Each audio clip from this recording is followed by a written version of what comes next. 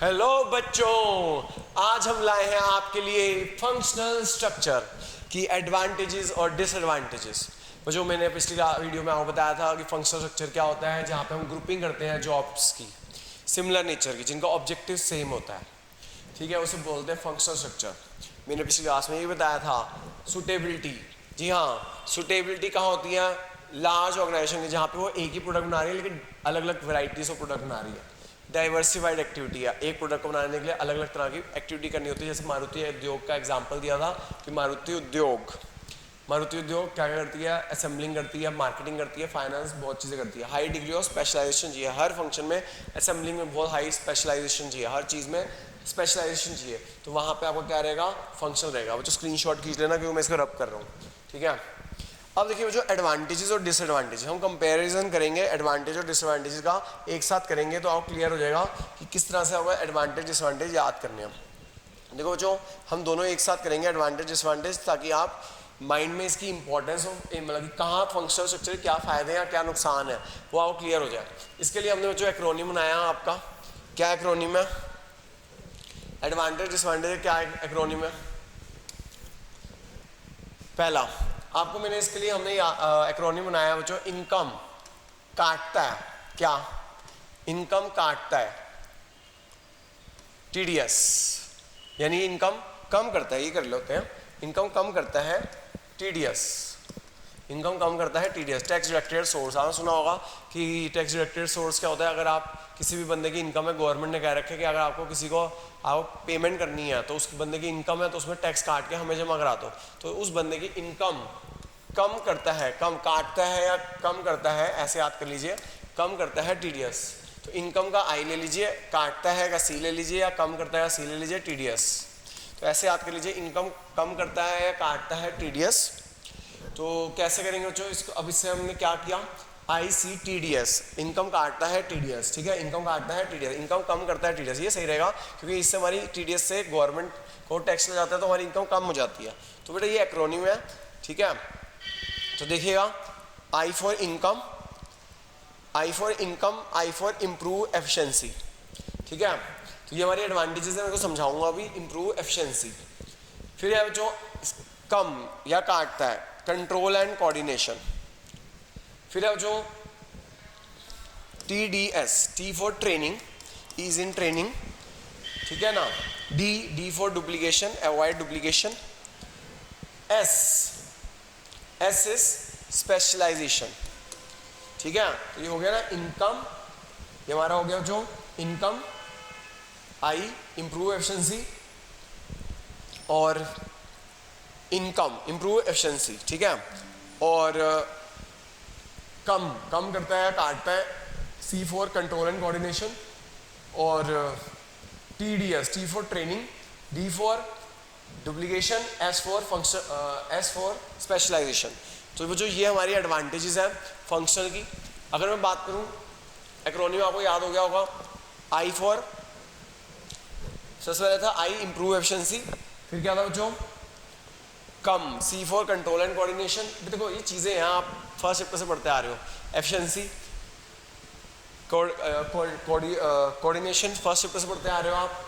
Specialisation term, avoid duplication planning में पढ़ा। Training एक और है इसके अंदर, प्रॉपर अटेंशन। तो बच्चों अगर हम बात करें कि फंक्शनल की फ़ायदे क्या हैं, पहले हम जो स्पेशलाइजेशन आती है, कौन सी स्पेशलाइजेशन? Functional specialisation. आप जो काम, जो फंक्शन कर रहे हो इतने अच्छी तरह करता है वो बंदा, सिर्फ क्योंकि वो सिर्फ वही फंक्शंस कर रहा है। जब वही फंक्शन कर रहा है तो वो उसमें इतना एक्सपर्ट हो जाता है, तो उसका, क्योंकि वही काम वो बार बार कर रहा है। जब कोई हम बार करते हैं तो स्पेशलिस्ट बन जाते हैं। एग्जाम्पल क्यों है? मार्केटिंग में आप मार्केटिंग का फंक्शन संभाल रहे हो, इतने एक्सपर्ट हो जाओगे उसमें, इतने स्पेशलिस्ट हो जाओगे कि भैया मान लो अगर आप कंघी बेच रहे हो तो गंजे को भी कंघी बेच दोगे। अब वो कैसे सर? आप उसे कन्विंस करना सीख जाओगे, भाई अगर तो ये कंघी ऐसी है, वाइब्रेट आपको करेगी, वाइब्रेट करेगी तो आपके रोम क्षेत्र खुल जाएंगे और आपके हेयर आ जाएंगे, तो आप उस गंजे को ही कंघी बेच सकते हो। फंक्शनल स्पेशलाइजेशन आ जाती है यहाँ पे। तो जी हाँ, फंक्शनल, इसका पहला फायदा है ऑब्वियसली बच्चों फंक्शनल स्पेशलाइजेशन, ठीक है। तो यहाँ पे आ गया पहले फंक्शनल स्पेशलाइजेशन। आप उस फंक्शन के स्पेशलिस्ट बन जाओगे। एग्जाम्पल आप मार्केटिंग कर रहे हो तो आप हर तरह की मार्केटिंग के एक्सपर्ट बन जाओगे। अगला जो कंट्रोल एंड कोऑर्डिनेशन, जो यहाँ पे मैं इच्छा में साथ साथ डिसएडवांटेज भी डिस्कस करना चाहता हूँ। हमने यहाँ पे किया स्पेशलाइजेशन, स्पेशलाइजेशन से कौन सी स्पेशलाइजेशन आई, फंक्शनल स्पेशलाइजेशन आई। लेकिन मुझे उसके डिसएडवांटेज क्या बन गया, जब ना फंक्शन जब बन जाते हैं ना तो क्या होता है, फंक्शनल इसकी डिसएडवांटेज है स्पेशलाइजेशन से फायदा तो हो गया, लेकिन वो हर कोई बंदा ना फंक्शन डिपार्टमेंट से क्या हो जाता है कि हर बंदा इतना इंग्रॉस हो जाता है उस फंक्शन में कि वो सिर्फ अपने ही बारे में सोचता है, वो अपने ही ऑब्जेक्टिव पूरा करने के बारे में सोचता है, जिस वजह से ऑर्गेनाइजेशन के जो ऑब्जेक्टिव्स होते हैं वो अचीव नहीं हो पाते। फॉर एग्जांपल, आप मार्केटिंग में एक्सपर्ट हो, आपको बस दिखाना है, अपने ऑब्जेक्टिव पूरे करने हैं कि भैया हम तो मार्केटिंग में एक्सपर्ट हैं, हम तो सेल्स बढ़ा सकते हैं। आप जानबूझ के सेल्स बढ़ाने के चक्कर में ज़्यादा से ज़्यादा डिस्काउंट दे दोगे, लेकिन इससे आपने ऑर्गेनाइजेशन का नुकसान कर दिया, ऑर्गेनाइजेशन के इंटरेस्ट को इग्नोर कर दिया, उससे प्रॉफिट मार्जिन कम हो रहा है। जी हाँ, एज फॉर स्पेशलाइजेशन, जी हाँ, आप स्पेशलिस्ट तो हो गए उस फंक्शन के, आप एक्सपर्ट तो हो गए, लेकिन एडवांटेज के साथ साथ अगर आप माइंड में सोचो इसे डिसएडवांटेज में बदल देते हैं। कैसे? जब कोई बंदा इतना स्पेशलिस्ट हो जाता है तो कहते हैं बस मेरे को अपना ही ऑब्जेक्टिव अचीव करना है, मैं तो इसमें एक्सपर्ट हूँ, मेरे को कैसे भी अपना ऑब्जेक्टिव अचीव करना है, वो कैसे भी अपने ऑब्जेक्टिव अचीव करने में ऑर्गेनाइजेशन का इंटरेस्ट भूल जाता है और वो सिर्फ अपने बारे में सोचता है, वो ऑर्गेनाइजेशन के इंटरेस्ट को भूल जाता है। इसे बोलते हैं जो फंक्शनल एम्पायर, क्या बोलते हैं, फंक्शनल एम्पायर। सिर्फ अपने बारे में सोचना, सिर्फ अपने ऑब्जेक्टिव के बारे में सोचना, अपने डिपार्टमेंट के ऑब्जेक्टिव के बारे में सोचना, ऑर्गेनाइजेशन एज अ होल के ऑब्जेक्टिव के बारे में ना सोचना, इसे बोलते हैं फंक्शनल एम्पायर। तो जो माइंड में बिठाई है S for specialisation, function specialisation तो आ गई आपकी, लेकिन उसकी डिसएडवांटेज क्या बनी, वो अपने बारे में सोचेगा, अपने ऑब्जेक्टिव के बारे में सोचेगा, ऑर्गेनाइजेशन के ऑब्जेक्टिव के बारे में नहीं सोचेगा। इससे क्या नुकसान हो गया, फंक्शनल एम्पायर बन गया, वो अपने डिपार्टमेंट अपने ही बारे में सोचेगा, अपने ऑब्जेक्टिव के बारे में सोचेगा, ऑर्गेनाइजेशन ऑब्जेक्टिव के बारे में नहीं सोचेगा। अगला बच्चों सी है कंट्रोल एंड कोऑर्डिनेशन। बच्चों ये ना कंट्रोल एंड कोऑर्डिनेशन एडवांटेज भी है और डिसएडवांटेज भी है। यहाँ पे लिखा इफेक्टिव कंट्रोल एंड कोऑर्डिनेशन, यहाँ पे हमने लिखा डिफिकल्टी इन कोऑर्डिनेशन। तो कोऑर्डिनेशन आपका इफेक्टिव भी हो रही है लेकिन डिफिकल्टी भी कोऑर्डिनेशन में हो रही है, क्या है तो कॉन्ट्रडिक्ट कर रहा है, कॉन्ट्रडिक्ट नहीं कर रहा। मैं आपको बताता हूँ, हमारा डायग्राम था फंक्शनल स्ट्रक्चर का, ये देखिए फंक्शनल स्ट्रक्चर का डायग्राम एक बार देखिए, ये हमारा डायग्राम था। मुझे देखो ये टूल्स सेक्शन है, ये मशीनरी सेक्शन है, इनका जो हेड कौन है, प्रोडक्शन मैनेजर। तो बच्चों या फिर इसका एग्जांपल समझते हैं जो फाइनेंस का, फाइनेंस में आपकी एक्टिविटीज होती है अकाउंट्स और ऑडिट।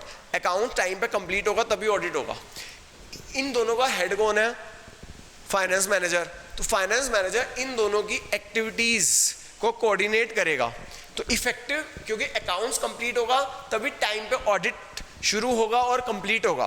तो इन दोनों में कोऑर्डिनेशन बहुत अच्छी हो जाती है फंक्शनल में, यानी कि जो एक डिपार्टमेंट में जो सिमिलर एक्टिविटीज हैं उनमें दोनों पे कंट्रोल एंड कोऑर्डिनेशन रखना बड़ा आसान हो जाता है। तो आप बता सकते हैं इसके एडवांटेज ये है कि with in the same department जितनी भी एक्टिविटीज हैं उनके अंदर कंट्रोल एंड कोऑर्डिनेशन बहुत आराम से हो सकता है, क्योंकि जो इन दोनों की एक्टिविटी का जो हेड है, जो मैनेजर है, वो सेम है। तो वो दोनों इसको कहते हैं भाई टाइम पे काम कंप्लीट कर, ऑर्डर दे देगा, और ताकि वो आराम से ऑडिट वाला टाइम पे ऑडिट शुरू करके टाइम पे कंप्लीट कर सके। तो विद इन द डिपार्टमेंट जितनी भी एक्टिविटी उनके अंदर तो इफेक्टिव कंट्रोल एंड कोऑर्डिनेशन हुआ, ये एडवांटेज हो गई। लेकिन डिसएडवांटेज में लिखा हुआ है कि कोऑर्डिनेशन डिफिकल्ट हो जाएगी। किनके बीच में कोऑर्डिनेशन डिफिकल्ट हो जाएगी आपकी, जैसे विद इन द दो अलग अलग डिपार्टमेंट के बीच में आपकी कोऑर्डिनेशन डिफिकल्ट हो जाएगी। कैसे? प्रोडक्शन डिपार्टमेंट का हेड अलग है, परचेज डिपार्टमेंट का हेड अलग है। अब प्रोडक्शन डिपार्टमेंट चाहता है कि हमें टाइम पर रॉ मटेरियल खरीद के दिया जाए लेकिन ऑब्वियसली ये उनके हाथ में नहीं है, वो परचेज डिपार्टमेंट के हाथ में है। तो परचेज डिपार्टमेंट दो अलग अलग डिपार्टमेंट, दो अलग अलग मैनेजर्स, तो इन दोनों के बीच में कोऑर्डिनेशन मुश्किल हो जाएगी, क्योंकि ये इसका मैनेजर अलग है, इसका मैनेजर अलग है। तो वो इसके जो एम्प्लॉयज़ हैं इनसे इंस्ट्रक्शन नहीं ले रहे, इनसे इंस्ट्रक्शन ले रहे हैं। इस वजह जो दो डिपार्टमेंट्स हैं उनके अंदर कोऑर्डिनेशन मुश्किल हो जाती है, क्योंकि दोनों अलग अलग बंदों के कंट्रोल में आते हैं। इसलिए यहाँ पे difficulty in control and coordination आ जाती है अलग अलग डिपार्टमेंट्स के अंदर। तो मुझे आपको उम्मीद है ये वाला पॉइंट समझ आ गया होगा एडवांटेज और डिसएडवांटेज का। तो मैंने यहाँ पे एडवांटेज में लिखवाया बच्चों कि effective control and coordination. Effective control and coordination क्या, जो सेम डिपार्टमेंट के अंदर जो डिफरेंट एक्टिविटीज है उसके अंदर कंट्रोल एंड कोऑर्डिनेशन बहुत अच्छी होगी।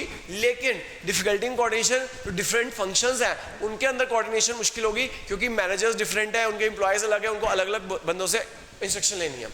आइए जो इंप्रूव एफिशिएंसी।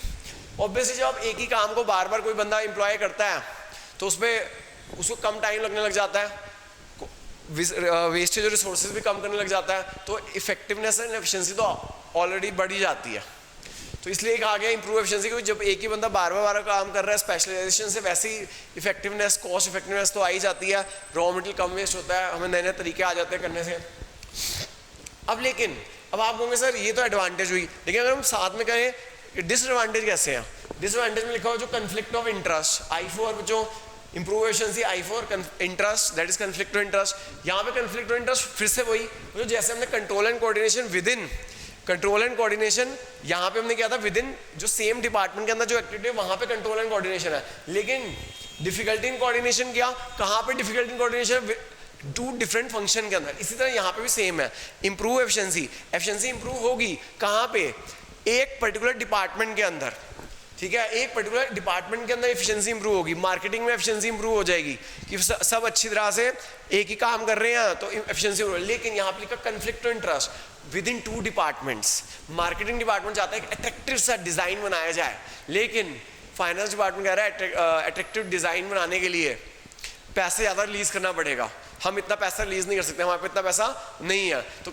अब वो चाहता है, मार्केटिंग डिपार्टमेंट चाहता है कि एक बढ़िया सा डिज़ाइन बनाया जाए, लेकिन उस बढ़िया सा डिज़ाइन बनाने के लिए फाइनेंस डिपार्टमेंट में पैसा या ठीक है इतना पैसा हमारे पास नहीं है, तो और उससे हमारा प्रॉफिट मार्जिन कम हो जाएगा, तो यहाँ पे कन्फ्लिक्ट ऑफ इंटरेस्ट अराइज हो जाएगा। तो जो मैं आपको कोशिश कर रहा हूँ एडवांटेज और डिसएडवांटेज रिलेट करने की, एफिशिएंसी तो इंप्रूव होती है क्योंकि हम एक ही बार जब काम करते हैं वही फंक्शन एक ही बार परफॉर्म करते हैं, तो आपकी वेस्टेज कम हो जाती है उसी सेम डिपार्टमेंट में। लेकिन कन्फ्लिक्ट ऑफ इंटरेस्ट अराइज हो सकता है क्योंकि आप मार्केटिंग डिपार्टमेंट चाहता है कि भैया सीधी सी बात है कि अच्छा सा डिज़ाइन बनाया जाए, लेकिन वो एक्सपेंस एक अट्रैक्टिव डिज़ाइन, लेकिन उसके लिए एक्सपेंस कॉस्ट ज़्यादा आएगी। फाइनेंस डिपार्टमेंट कहता है नहीं भाई इतनी हम कॉस्ट इनकम नहीं कर सकते, इतना हमारा पैसा नहीं है, प्रॉफिट मार्जिन कम हो जाएगा, कन्फ्लिक्ट ऑफ इंटरेस्ट आ गया।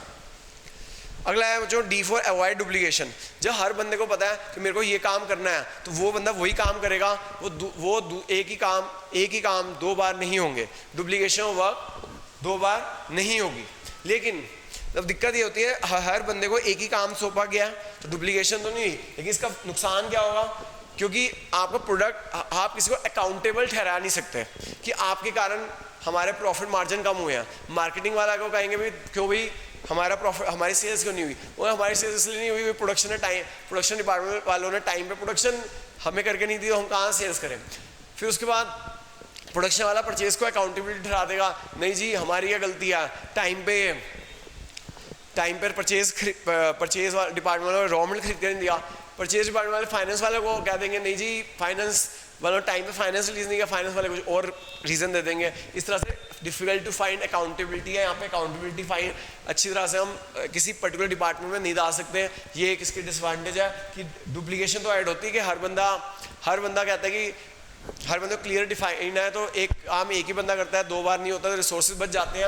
लेकिन नुकसान ये है कि डिफिकल्टी टू हेल्ड अकाउंटेबल, हम अकाउंटेबल किसी को नहीं ठहरा सकते क्योंकि एक फंक्शन, क्योंकि सारे अलग अलग फंक्शंस हैं, वो एक फंक्शन दूसरे को कहेगा, उसके कारण हमारा प्रॉफिट अचीव नहीं हो पाया। आगे जो टी क्या है, जो ease in training and proper intention, ease in training and proper intention. हम एक ही काम, जब हम जो अपने एम्प्लॉयज़ को भी वो काम फंक्शन सिखाएंगे तो एक ही फंक्शन सिखाना है, तो एक ही काम बार बार काम देना होता है, तो ट्रेनिंग देना भी आसान होता है और उस पर अटेंशन भी ज़्यादा से दी जा सकती है। लेकिन बच्चों इसकी डिसएडवांटेज है कि वो एक ही काम सीख रहा है, तो ट्रेनिंग तो उसको उसी काम की मिल रही है, अब वो एक ही काम कर पाएगा ज़िंदगी भर। इनफ्लेक्सिबल का मतलब है कि अब वो जो मतलब मार्केटिंग का काम सीख गया उसे वो जिंदगी में मार्केटिंग कर सकता है, अगर उसे किसी दूसरे डिपार्टमेंट में डाल दिया गया फाइनेंस में, वो फाइनेंस का काम नहीं संभाल पाएगा।